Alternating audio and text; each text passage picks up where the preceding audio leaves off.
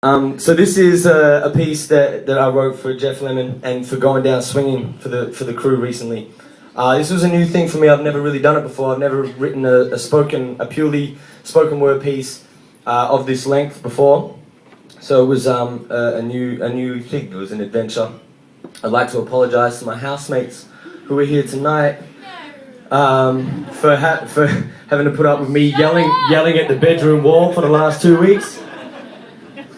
I do a lot of work with young women in a secure welfare facility in Melbourne, and in there you hear a lot of fucked up shit and a lot of messed up stories. And this piece is kind of written around the kinds of things, the issues that are recurring for people that I meet in there.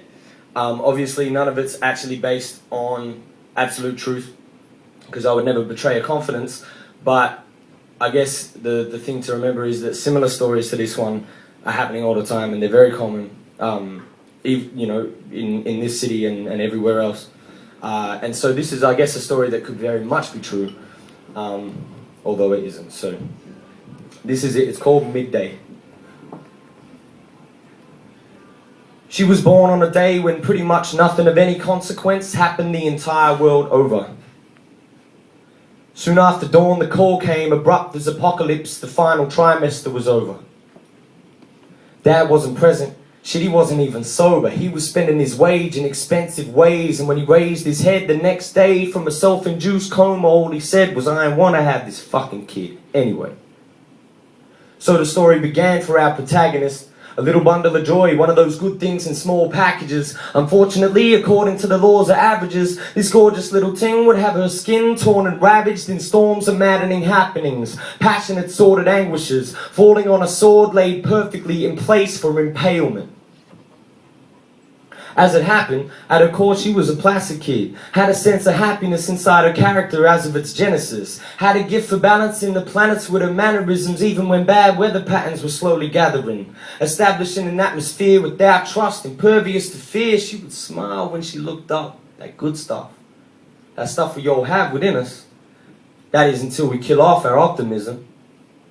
And she was malnourished as of the very beginning. Never was given love, and that was just the beginning. Never was offered shelter or protection from the cold world grinning outside her window. So on the inside she shivered, she was freezing. She was never adequately fed, so she was hungry. Immune system critically deficient, she was sick.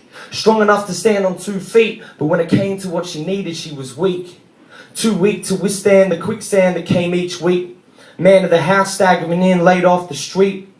She could barely bring herself to look at him when he would speak. But if she wouldn't listen, she was beat. Mother was asleep, slept most of the time, probably to ward off the demons she would keep in her mind. So sometimes Daddy needed sexual relief, and his daughter was the only living form that was in reach.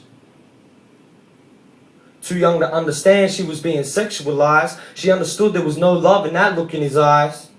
She understood she would never let him see her cry, though she never really understood why.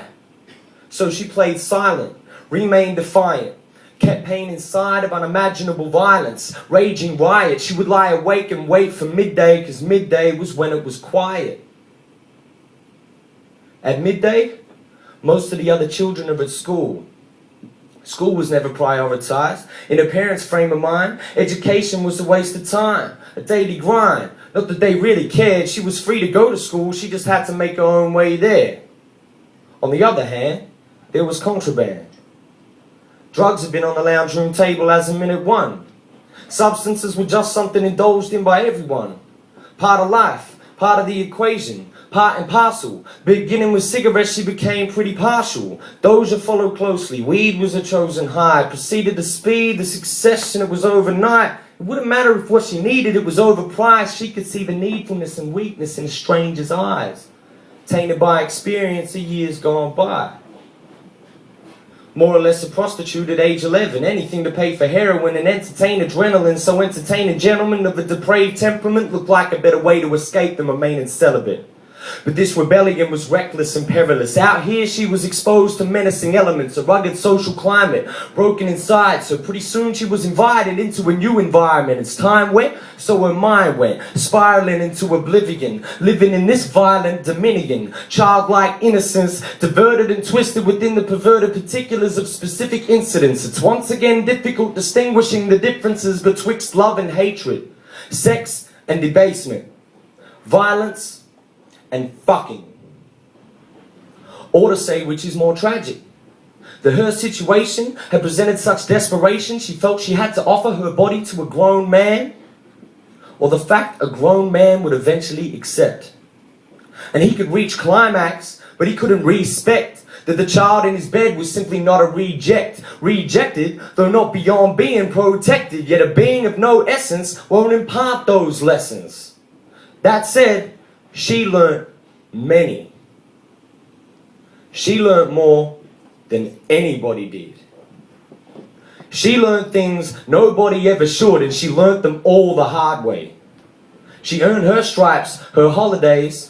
She doesn't want to get away, she wants a home. Truth be known, she misses home, but knows that it was home that led her into this mess, so it's far from a comfort zone, troubled alone and without a clear solution. In a cloud of disillusion, in and out of institutions. And the powder's distribution increases its movement, till it's all she can even think about, and his power is all consuming. Every single moment of every minute of every day devoted to devotion to a potion so potent in its poison it's no longer a choice to be chosen, but a cold hard fact. Contract minus writing, yet equally binding, blinding, grinding her down, wearing her down from the inside out till she's down and out. And when the lights went out she'd lay down praying for the break of midday, cause midday was when it was quiet. The man she now lives with, sleeps with, wakes up with, puts trust in, she shoots up with. And she loves him, looks up to him like a father figure. Probably because the minute fucking finishes, he laugh and hit her just like that. Transactional relationship, too timid to take off, the alternative's dangerous. But danger is the very direction that they are facing, and seeing as he isn't willing to practice sex safely with her. Another adolescent pregnant.